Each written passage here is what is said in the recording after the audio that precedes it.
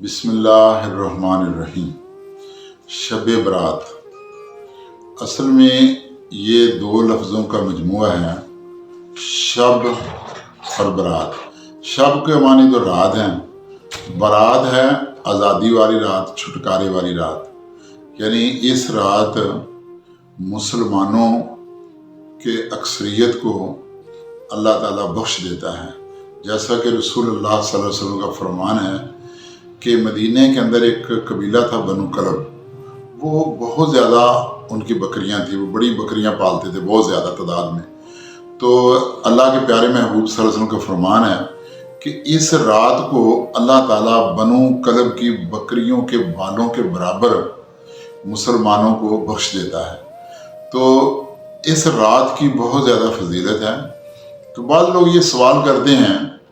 कि ये कहाँ लिखा हुआ है। सहाय सित्ता यानी जो 6 हदीस की सही किताबें हैं उनमें तिरमिज़ी शरीफ के अंदर तो इमाम तिरमिज़ी ने एक पूरा बाब बांधा है शब बरात के बारे, और इसके अलावा इब्ने माजा वो भी जो सहाय सित्ता में शामिल किताब है उसके अंदर भी इसका हवाला है। तो इस रात को जो इबादत है ना उसका बड़ा दर्जा और बड़ा सवाब है। अगरचे इस रात की इबादत नफली इबादत है, मुस्तहब इबादत है, तो ये कोई फ़र्द इबादत नहीं है कि एक बंदा इबादत नहीं भी करता तो वो गुनाहगार नहीं होता, लेकिन अगर कोई इबादत करता है तो उसको बड़ा सवाब मिलता है। वैसे अल्लाह के प्यारे महबूब सल्लल्लाहु अलैहि वसल्लम का फरमान है कि एक मुसलमान इशा की नमाज जमात से पढ़ता है और रात को वो कोई गैर शरई काम नहीं करता, बेशक सोया रहे, और फिर फजर को वो बाजमात नमाज पढ़े तो उसको सारी रात की इबादत का सवाब होता है। लेकिन ये सोने पे सुहागा है कि बंदा अल्लाह की इबादत भी कर ले, और हर सुबह जो होती है ना तहज्जुद के वक़्त, तो अल्लाह की रहमत आवाज़ें देती है। कोई है बख्शिश मांगने वाला, कोई है रिज़्क़ मांगने वाला, कोई है तकलीफ मसाइब से छुटकारा हासिल करने वाला, इस तरह की मुख्तलिफ। लेकिन इस रात की खुसूसियत ये है कि इस रात को तमाम रात जब भी यूं ही गुरूब आफ्ताब हो जाता है, रात शुरू हो जाती है, तो तुलूए फजर तक ये आवाज़ें आसमान दुनिया से अल्लाह तबारक की रहमत पुकारती है, और इसलिए इस रात को इबादत करनी चाहिए। और सुबह को जो रोज़ा है ना 15वीं का, तो ये तो अल्लाह के प्यारे महबूब सल्लल्लाहु अलैहि वसल्लम से साबित है अहादीस से। वैसे भी रसूलुल्लाह सल्लल्लाहु अलैहि वसल्लम हर महीने अय्याम बीज यानी जब सूरज बिल्कुल गोल होता है, यानी चांद गोल होता है, तो इनमें 13, 14 और 15 कमरी रातें आती हैं, दिन आते हैं, तो इनके अंदर जो है ना रोज़ा रसूल पाक हर महीने में रखा करते थे। और 15वीं शबान का रोज़ा रसूलुल्लाह सल्लल्लाहु अलैहि वसल्लम ज़रूर रखते थे, और ये सुन्नत हो गई कि 15वीं का रोज़ा रखना। और अल्लाह के प्यारे महबूब सल्लल्लाहु अलैहि वसल्लम ने फरमाया कि रजब और रमज़ान के दरमियान एक महीना है जिसमें अमाल उठाए जाते हैं, यानी अल्लाह के हज़ूर पेश होते हैं। तो आप फरमाते हैं क्यों ना मैं इसमें ज़्यादा इबादत करूँ, ज़्यादा रोज़े रखूँ। तो नबी करीम सल्लल्लाहु अलैहि वसल्लम रमज़ान के बाद जिस महीने में ज़्यादा रोज़े रखा करते थे वो शबान का महीना है, और इस महीने को रसूलुल्लाह सल्लल्लाहु अलैहि वसल्लम ने फरमाया ये मेरा महीना है। तो इस तरह जिस तरह अल्लाह के प्यारे महबूब का रुतबा और शान बहुत बुलंद है, तो इस महीने की शान भी बड़ी बुलंद है। तो इस रात का भी बड़ा जो है ना एहतमाम करना चाहिए, और नफली इबादतों में ज़्यादा दिल लगाना चाहिए। तो इसमें 2 रकत नफल जो है ना तौबा के पढ़ने चाहिए कि ताकि, और फिर ये सोच लें कि कोई भी जो दुआ है ना वो दुरूद शरीफ के बगैर कबूल नहीं होती। 2 रकत नफल तौबा पढ़े, आम जैसे नमाज पढ़ी जाती है, तो उसके बाद दुरूद शरीफ पढ़ के अल्लाह ताला से गुनाहों की माफ़ी मांगे कि ऐ अल्लाह जो गुनाह मैं जानता हूँ या जिनको मैं नहीं जानता, मैं तमाम गुनाहों से तेरी मग़फ़िरत तलब करता हूँ, या अस्तग़फ़िरुल्लाह रब्बी मिन कुल्लि ज़ंबिन व अतूबु इलैह। ये पढ़ ले, अगर अरबी में ये आसान लफ्ज़ हैं, कोई इतनी मुश्किल नहीं है, या खाली अस्तग़फ़िरुल्लाह पढ़ ले। उसके बाद 2 नफल शुक्राने के पढ़े कि, और फिर दुरूद शरीफ पढ़ के अल्लाह से दुआ करे कि ऐ अल्लाह तूने मुझे इंसान बनाया, फिर मुसलमानों के घर पैदा किया, तंदुरुस्ती दी, तरह तरह की नेमतें अता फरमाई, मैं इन तमाम नेमतों पर तहे दिल से तेरा शुक्र अदा करता हूँ। क्योंकि अल्लाह कुरान में फरमाता है کہ جو میرا شکر کرتا ہے میں اس کو اور دیتا ہوں، اور جو ناشکری کرتا ہے تو اللہ تعالیٰ ان لوگوں سے ناراض ہو جاتا ہے اور پھر ان کے اوپر عذاب عطاب بھی ہو سکتا ہے۔ تو پھر اس کے بعد 2 نفل صلاۃ الحاجت پڑھیں کہ اگر آپ کو کوئی کام آپ کا نہیں ہو رہا یا آپ کسی کام میں دلچسپی رکھتے ہیں تو اس کے لیے 2 رکعت صلاۃ الحاجت پڑھ لیں، پھر درود شریف پڑھ کے دعا کریں کہ اے اللہ جو میرے حق میں بہتر ہے وہ مجھے عطا فرما، اور جو اس دنیا اور آخرت میں، اور جو میرے حق میں بہتر نہیں ہے وہ مجھے عطا نہ فرما، کیونکہ اللہ تعالیٰ بہتر سمجھتا ہے کہ انسان کو کیا چیز دی جائے اور کیا نہ دی جائے۔ کیونکہ ایک دفعہ کا واقعہ ہے کہ ایک نا بندہ اللہ سے دعا کرتا ہے اللہ مجھے نرینہ اولاد عطا فرما، اولاد نہیں تھی اس کے ہاں، اس نے بڑے وظائف کیے، نمازیں پڑھی، دعا کی، تو اللہ نے اس کو بیٹا دے دیا، لیکن وہ بیٹا اتنا نامراد نکلا کہ اس نے نا وہ گھر بار بیچ دیا، اس کے کوئی والدین کی خدمت نہیں کر رہا تھا، بلکہ اتنا اس نے تنگ کیا نا کہ وہی بندہ 25 سال بعد اللہ سے دعا کر رہا ہے کہ یا اللہ تو اس کو اٹھا لے، یہ تو بہتر تھا کہ یہ مجھے نہ ہی تو دیتا۔ اس لیے اگر ہم اللہ کی رضا پہ راضی رہے نا تو، کیونکہ اللہ کے پیارے محبوب صلی اللہ علیہ وسلم کو فرمان ہے کہ کچھ ایسے لوگ ہوں گے کہ جن کو بغیر حساب کے ہی جنت میں داخل کر دیا جائے گا۔ ان میں ایک تو وہ لوگ ہیں جو اللہ کی رضا پہ راضی ہیں، یعنی جیسے بھی ان کے حالات ہیں، محنت تو کرنی چاہیے انسان کو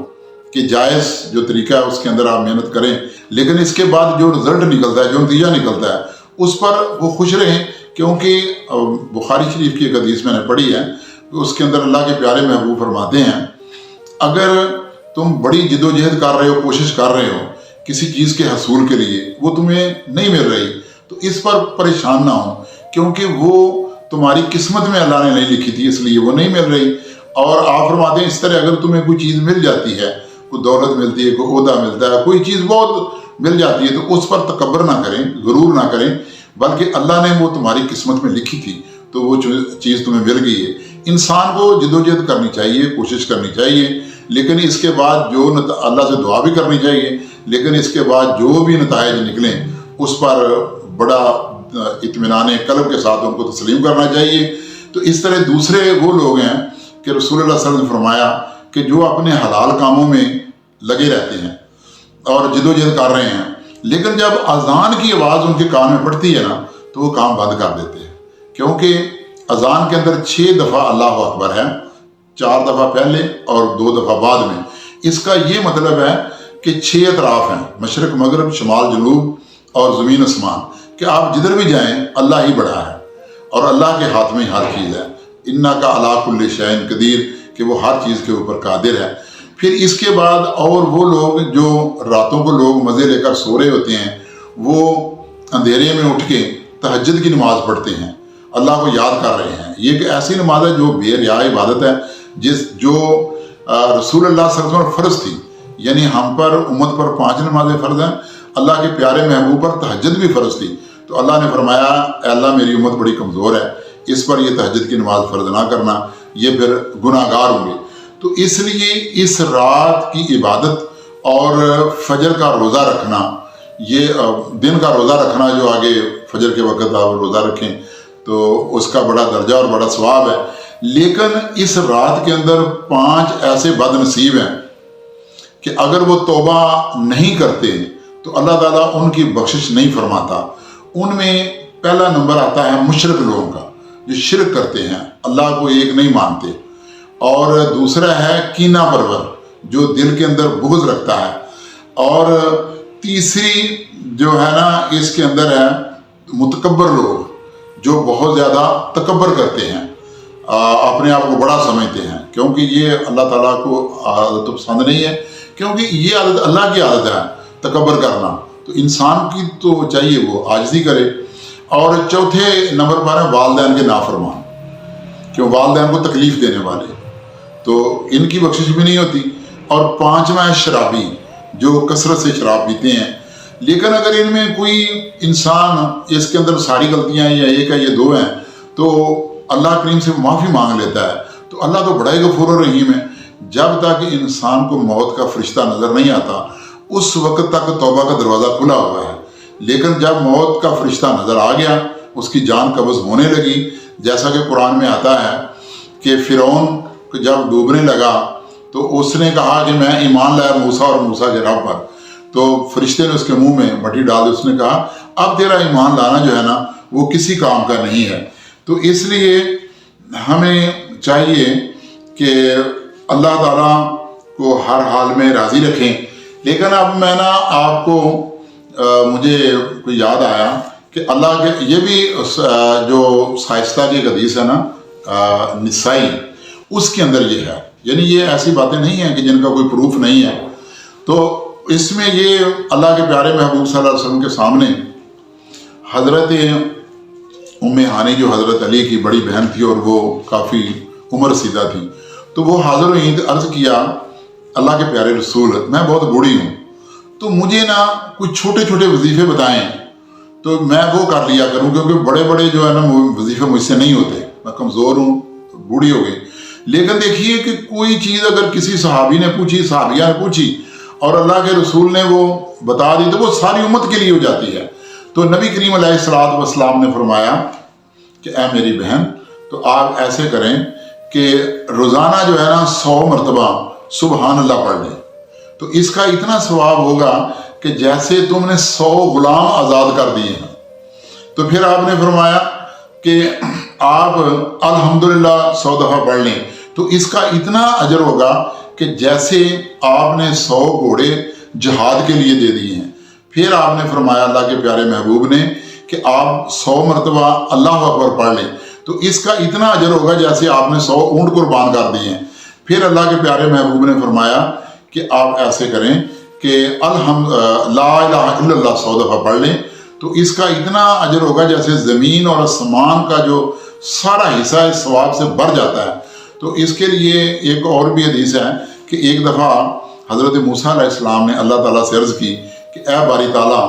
مجھے کوئی نہ خاص وظیفہ بتائیں جو میں کیا کروں۔ تو اللہ تعالیٰ نے فرمایا پڑھا کرو لا الہ الا اللہ۔ تو موسیٰ علیہ السلام کہنے لگے اللہ یہ تو ساری دنیا پڑھتی ہے۔ تو آپ نے فرمایا اے میرے پیغمبر اگر اتنا بڑا ترازو ہو جس میں ایک طرف 7 زمینیں 7 آسمان اور اللہ کے علاوہ ساری مخلوق میں ڈال دی جائے، ہر چیز ڈال دے، اور دوسرے پلڑے میں ہو لا الہ الا اللہ، تو جس میں لا الہ الا اللہ ہوگا وہ پلڑا جھک جائے گا، اور جس کے اندر ساری کائنات 7 زمینوں آسمان ہر چیز ہے تو وہ پلڑا اوپر چلا جائے گا۔ تو جیسے مطلب ایک مثال دی جا سکتی ہے کہ مثلا پانی عام ہے تو ہم اس کی قدر نہیں کرتے، ہم سمجھتے یہ کیا چیز ہے۔ کئی ملکوں میں جیسے سعودی عرب میں اور کئی عرب کنٹریز میں پانی کی ابھی بھی قلت ہے، تو ہم اس کی قدر نہیں کرتے، لیکن اگر خدا نخواستہ یہ نہ ملے تو پھر پتہ چل جاتا ہے کہ یہ اتنا اہم چیز ہے کہ اگر پھر اس کو کتنی بڑی قیمت دے کر بھی حاصل کرنا پڑے، بھئی اس میں نظام ہی نہیں چلتا جسم کا، بلڈ ہی رک جائے گا۔ مثلا جو ہیضے والے لوگ ہوتے ہیں وہ کیوں مرتے ہیں کہ ان کے اندر پانی کی کمی ہو جاتی ہے اور وہ خون چلنا بند ہو جاتا ہے، وہ ڈیتھ ہو جاتی ہے، تو ڈاکٹر ان کو جلدی بعض کا 4 ٹرپیں ان کو لگا دیتے ہیں۔ تو اس لیے یہ جو میں نے کہا نا اس رات، یعنی یہ مخصوص ہی اس رات کے لیے نہیں ہے کہ آپ نے اس رات کو یا آپ اس رات میں کر لیں تو سونے پہ سہاگا ہے، کیونکہ میں نے جیسے بتایا نا کہ صحیح ستہ کی ابن ماجہ اور ترمذی کی احادیث کے اندر 15ویں شعبان کا یعنی نصف شعبان کا ذکر ہے، اور یہ شب برات ہے، یعنی آزادی کی رات ہے، گناہوں سے چھٹکارے کی رات ہے۔ تو ہمیں چاہیے کہ اس رات کو خوب عبادت کریں اور اللہ کو راضی کریں، کیونکہ دیکھیں نا ہم دنیا کے لیے تو کتنی جد و جہد کر رہے ہیں، مارا مار کر رہے ہیں کہ یہ بھی بنا لیں، یہ بھی بنا لیں، آخرت کے لیے بھی کچھ کام کر لینا۔ تو ایسے نہ ہو، کیونکہ بعض روایات میں ہیں اگرچہ وہ ضعیف ہیں، تو اس میں ہے کہ اس رات کو زندگی اور موت کے فیصلے ہوتے ہیں، نیک اور بد کے فیصلے ہوتے ہیں، رزق کے فیصلے ہوتے ہیں۔ تو اس لیے جب آپ کے لیے فیصلے ہو رہے ہوتے ہیں تو اس لیے اگر آپ جاگ رہے ہوں تو آپ عبادت کر رہے ہوں تو ہو سکتا ہے آپ کے حق میں اچھے فیصلے ہوں، کیونکہ جبرائیل علیہ السلام آتے ہیں آسمان سے اور وہ 3 جگہ پر نورانی جھنڈے لگا دیتے ہیں۔ پہلا جھنڈا خانہ کعبے کے اوپر، دوسرا مسجد اقصیٰ پر، اور تیسرا کوہتور پر، اور اس کے بعد وہ پھیل جاتے ہیں فرشتوں، لاکھوں کروڑوں فرشتوں کے ساتھ، اور جہاں جہاں لوگ عبادت کر رہے ہوتے ہیں وہ آمین کہتے ہیں کہ اے اللہ ان کی عبادت کو قبول فرما، ان کی دعاؤں کو قبول فرما۔ تو اللہ تعالیٰ ہمیں اس رات کوئی بیدار ہونے کی، عبادت کرنے کی اور اللہ کو یاد کرنے کی، تو اللہ تعالیٰ ہمیں توفیق عطا فرمائے۔ آمین ثم آمین۔